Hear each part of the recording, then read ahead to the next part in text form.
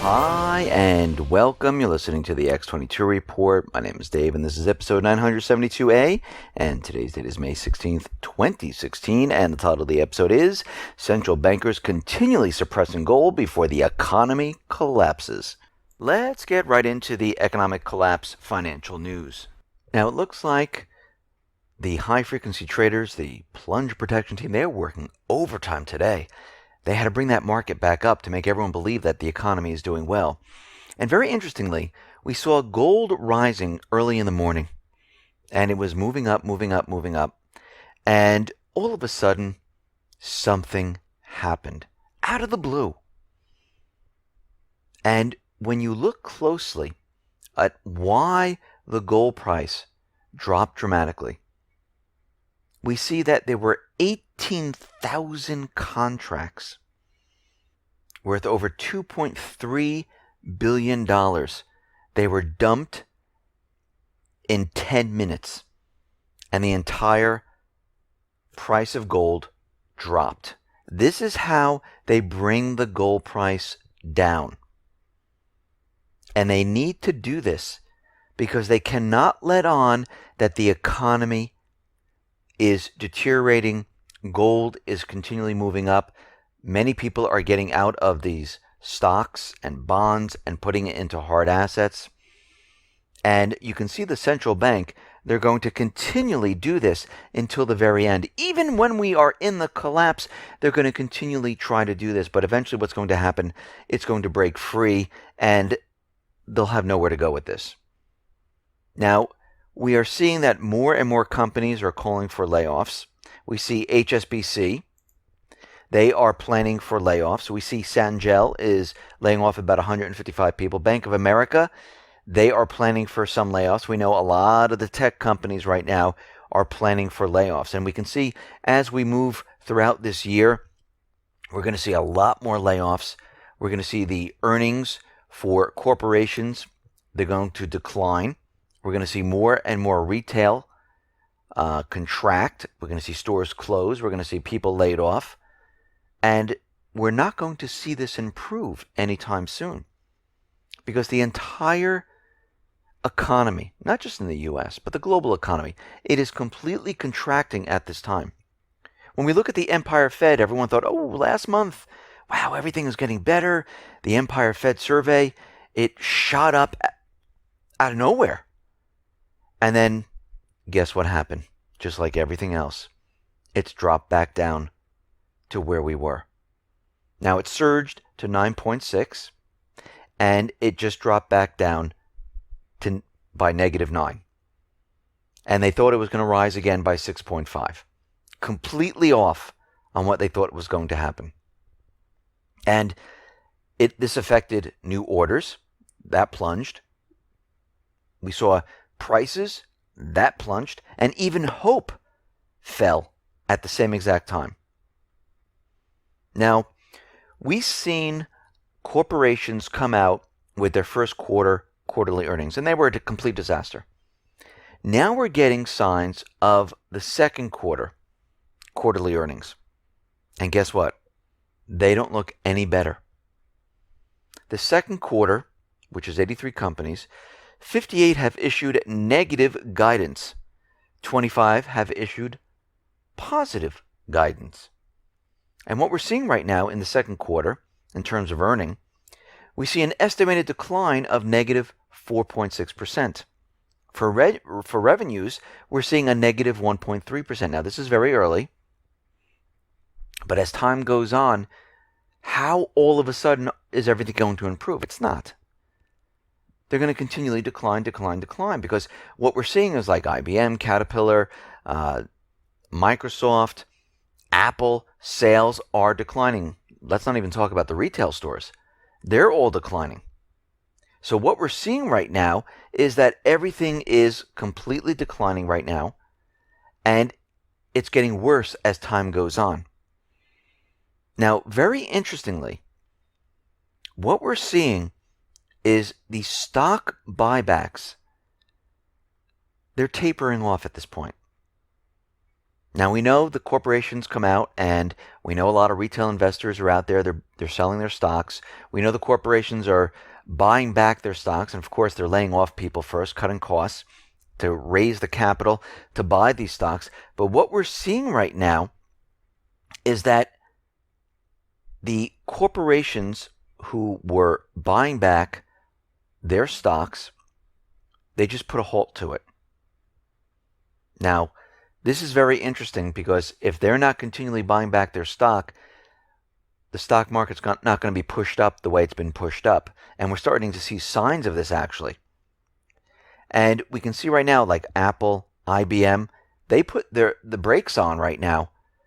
And we see repurchases have dropped by 38%. And this is the biggest decline since 2009. So we see a lot of things at work right now because we're seeing everything come to a head. We're seeing retail investors get out of the market. We see corporations, their earnings are absolutely awful. They're starting to lay off people.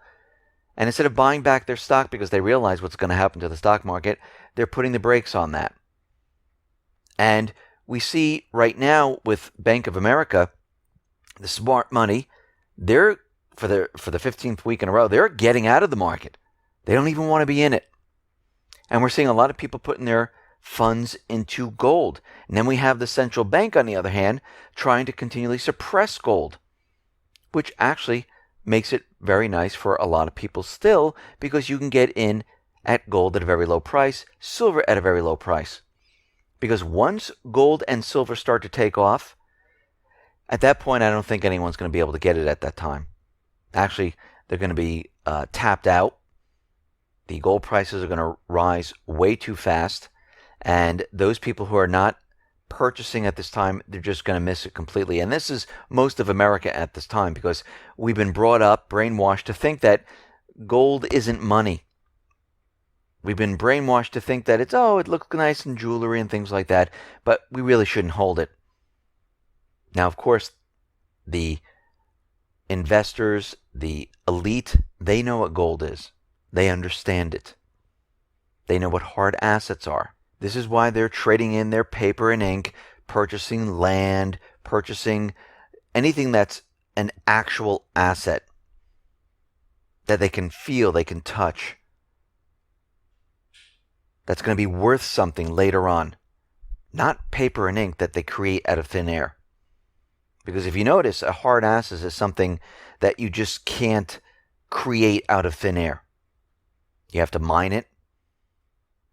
Land, well, you just can't create land. And you can see right now that everyone at this point should be thinking to themselves, I'll hold a little bit of cash.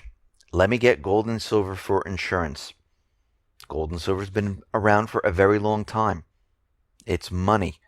If you look at the other countries like Russia, China, India, around the world, the people, and I'm not even talking about the government or the central banks, they understand that gold and silver, that is the money. Now, China's largest bank, ICBC, Standard Bank, we understand that they've been purchasing the vault in London, the gold and silver vault, because they're enlarging their footprint because they need a place to put their gold and silver. And we know that Barclays' decision right now is to exit the business of gold and silver. And we're seeing a lot of other banks are doing the same, JP Morgan Chase, Deutsche Bank, because they have been investigated by the European Union regulators in regards to manipulating precious metals, gold and silver. And we can see right now that China is quietly cornering the market for London physical gold. And we have to think about this for a second. We have China, who's been purchasing a huge amount of gold. We have Russia, who's been purchasing a huge amount of gold. We have China that's been purchasing the vaults to store this gold in the U.S. and in London. They started the yuan price fix on gold for physical gold.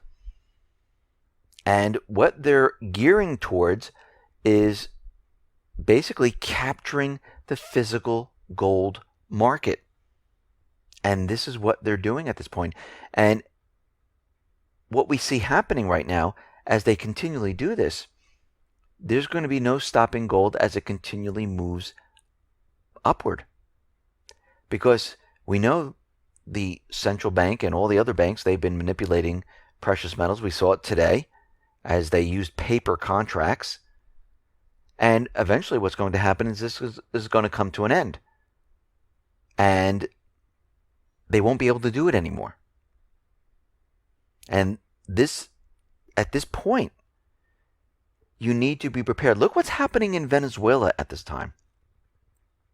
People are running to the markets, trying to get food. They have inflation at 720%.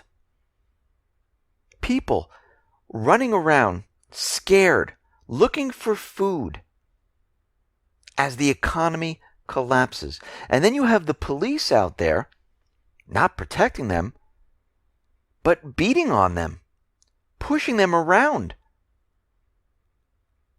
And we should look at this situation and say, could this eventually come to the United States? And yes, it will eventually come to the United States.